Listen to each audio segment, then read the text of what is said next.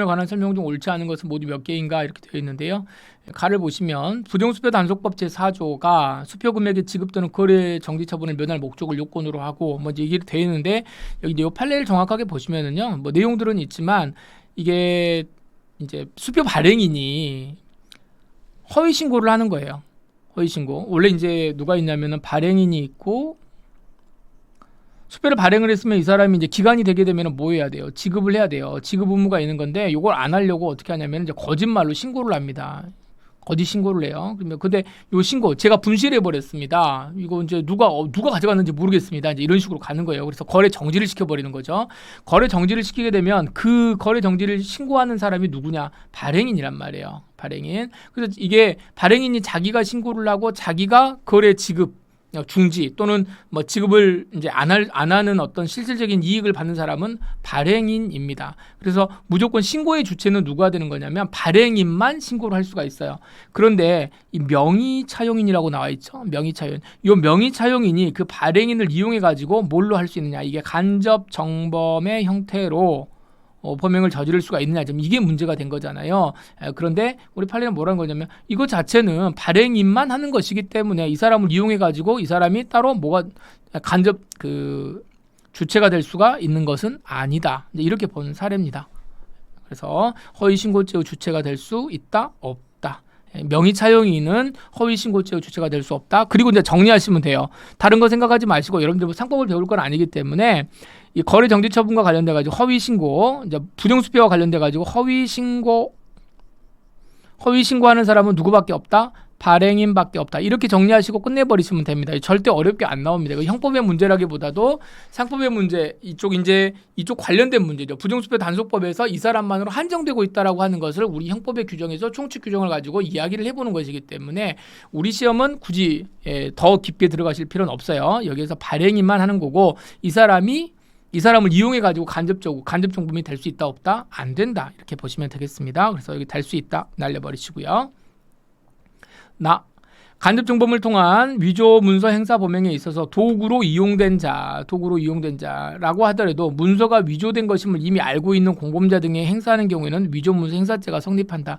위조 문서 행사죄는 뭐 문서 행사하면 다 죄가 되는 거예요. 그런데 이 사람이 어떤 사람이에요? 이미 그 위조되었다라고 하는 사실을 다 알고 있는 사람이란 말이에요. 그래서 이렇게 보여준단 말이에요. 상대방이 위조된 거라고 하는 걸 사실을 다 알고 있는 사람이라면 이 사람에 대해서는 위조 문서 행사죄가 성립되는 건 아닙니다. 뭐 상식적으로 보면 아닌 거죠. 다 공문서에 작성 권한이 있는 직무를 보좌하는 사람, 이거 뭐 보조인 굉장히 많이 나오죠. 보조인 나오면은 그냥 이렇게 가셔도 됩니다. 간접 정범이 된다. 보조인이 아니면 간접 정범이 안 되는 거죠. 일반인의 경우에는 간접 정범이 안 되는 거지만 이 경우에는 어떻게 된다? 보조하는 사람 잘 체크하시고요. 아이고, 네. 기본 강의 시간에 여러분들 많이 또 보셨을 겁니다. 그래서 요거는 보좌하는 사람은 뭐가 된다? 허위공문 작성죄의 간접 정범이 된다. 왜냐하면 이게 어찌됐든 간에 작성 권한이 있는 사람이잖아요. 이 사람도 있기 때문에 그래요. 만약에 없으면은 안 됩니다. 간접 정범이 성립한다. 이렇게 보시면 되겠습니다. 자, 부동산 소유권 이전 등기에 관한 특별조치법. 이게 뭐 부동산 특별조치법을 여러분들이 아실 필요는 없어요. 그러니까 이런 것들이 나올 때 내가 부동산 특별조치법을 알아야 되는 거 아니야? 라고 막 이렇게 책을 사서 막 보시는 분들이 있는데 그럴 필요는 없습니다. 그 시간에 경찰학 하세요. 경찰학 암기하세요. 요런 법이 있는데 여기에서 뭐가 있냐면 허위 보증서 작성죄라는 게 있대요. 자, 그러니까 허위 보증을 한단 말이에요. 근데 그 보증인이 이제 하는 건데 이 보증하려고 하는 요 사람을 꼬셔가지고 이용해가지고 그 사람을 이용해서 간접 정범 형태로 이거를 할 수 있는 거냐 없는 거냐 이렇게 말하는데 이건 이제 우리 판례가 뭐라고 그러냐면 요 경우에는 할 수 있다. 요건 가능하다.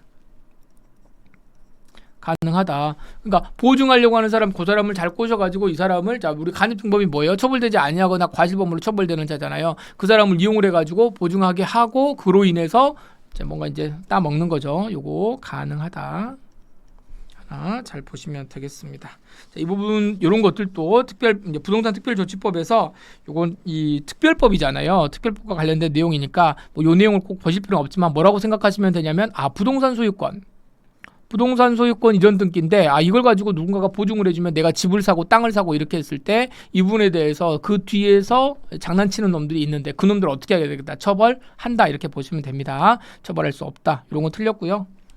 알리시고 자, 허위사실 적시에 의한 명예훼손죄나 허위사실 유포에 의한 업무방해죄는 간접정범에 의해서 행하여질 수 있는 거냐. 명예훼손죄라든가 허위유포 업무방해죄는 충분히 할 수 있습니다. 가장 많이 하는 게 누구를 이용하는 거죠? 네, 기자를 이용하는 거예요. 허위사실 쭉 흘려놓고 어떻게 하죠? 기자들이 막 떠들어준단 말이에요.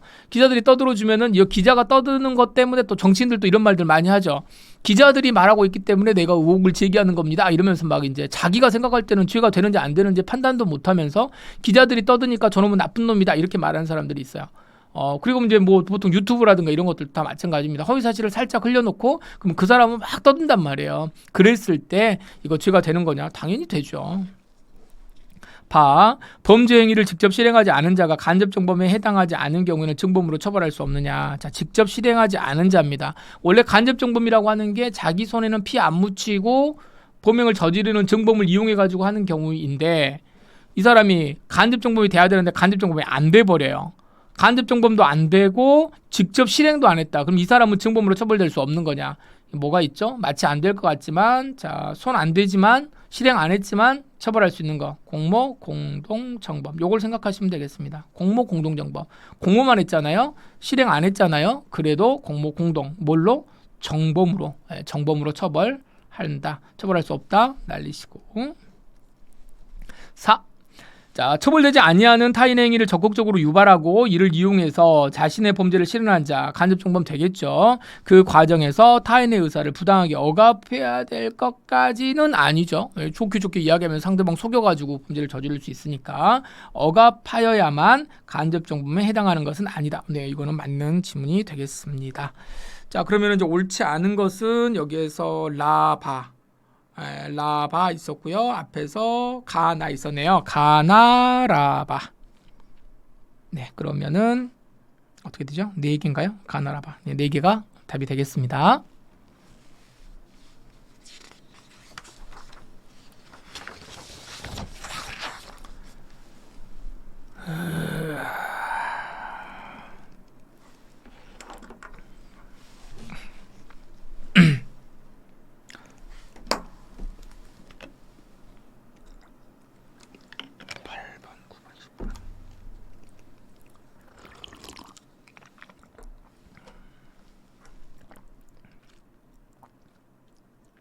대표 유형 3번 문제 보도록 하겠습니다. 간접정범에 대한 설명 중 옳은 것은 모두 몇 개냐? 이제 판례들이 많이 나와 있네요.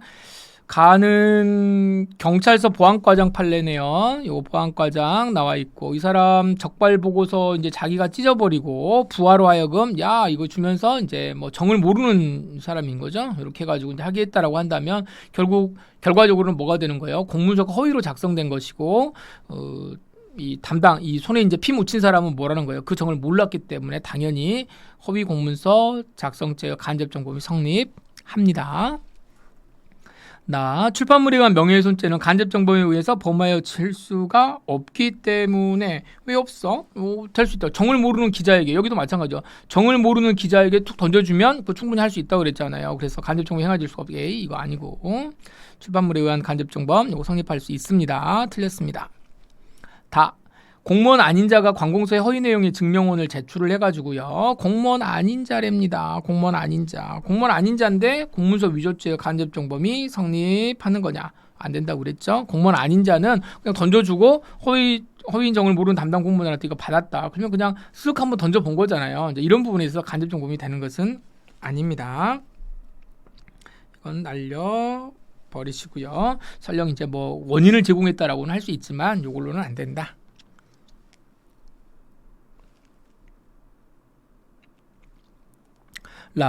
정유회사 경영자가 내막을 알지 못하는 소속 직원들로 하여금 회사 소재지 국회의원들한테 가가지고 청탁하라고 이제 간 거네요. 청탁과 관련하여 국회의원이 사실상 집에 장악하고 있는 후원에 후원금을 기부하게 하였다. 돈을 지금 이렇게 갖다 주는 경우인 거죠. 이렇게 했다라고 한다면 결국 이러면은 이제 어떻게 되는 거예요? 이거 자체가 정치자금법 위반이 되는데 정치자금법 위반이 되는데 이 사람들은 소속 직원들이 어떻게 했다는 거예요? 내막을 알지 못했다라고 하는 거니까 야 돈 내 하면서 결과적으로는 이 죄가 이제 돼버리는 거죠. 간접정범이 성립합니다. 이런 경우도 올라와도 틀렸네요.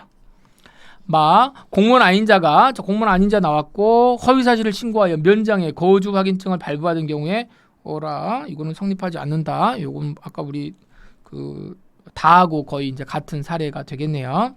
마도 틀렸고요. 공무원이 아닌 자가 행사할 목적으로 공문서 작성을 보좌하는 공무원과 공모하여 행사할 목적으로